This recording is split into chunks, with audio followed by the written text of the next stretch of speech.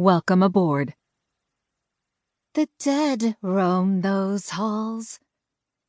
At first, Emily assumed the voice was her own, an echo bouncing off the building's facade. She continued toward the entrance nonetheless, brushing the cliché away as though it were just another snowflake caught on her coat. Every one of her steps ushered the cinderblock structure closer until it loomed overhead, and as she passed into its shadow, Emily found herself admiring how the building managed to be both nondescript and foreboding at the same time. A balancing act of utilitarian blandness that screamed government institution. The voice spoke again. No, not just spoke. It came at her. That place belongs to the dead. She paused. The speaker wasn't in her head, rather somewhere to her right. An old woman with wild gray hair, dressed in black.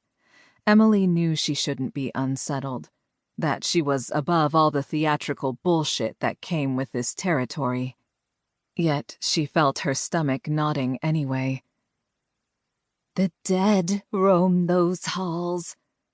Repeated, of course, for emphasis. And worst of all, it fucking worked. I know.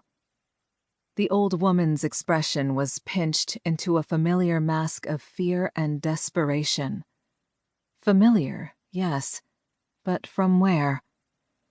Emily clutched her coat, though the chill rippling through her nerve endings had little to do with winter's grip, and more to do with that face.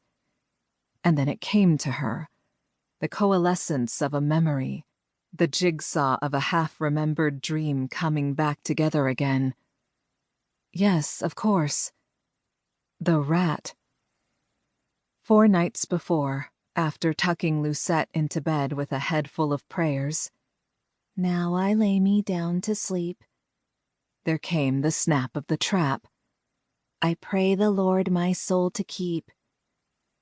Emily tiptoed into the kitchen, the floorboards of her ancient rental creaking underfoot, a sound that would have alerted the living to her presence on any other evening, although she suspected she was now dealing with the dead.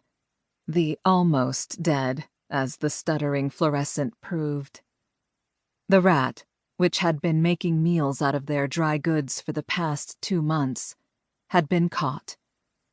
Emily drew near, could smell the funk of dust and copper as the night thief kicked once, twice.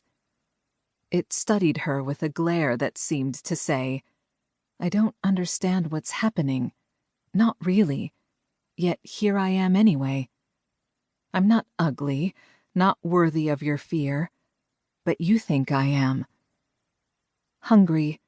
Hungry was all I ever was. Yet for this I was despised, gifted pain." "Don't go in there," the woman said, her breath pluming in the frigid Chicago air. Emily had no choice. There was a job that needed to be done, and though the pay was a pittance, those pennies and dimes were enough to keep her landlord at bay and the heat on in the house. This was all the motivation she needed, ensuring the embers of her courage remained stoked. And they needed stoking. Always. Hunger was such sweet fuel, second only, perhaps, to gin. Though Emily had to admit it was a little early in the day for that, even for her. Bones cracked as the old woman shook her head. "Don't!" That ratty face twisted tighter.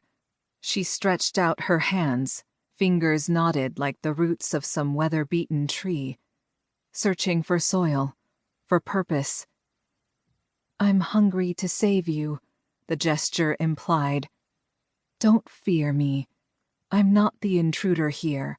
You are. And that place there, that place is the trap."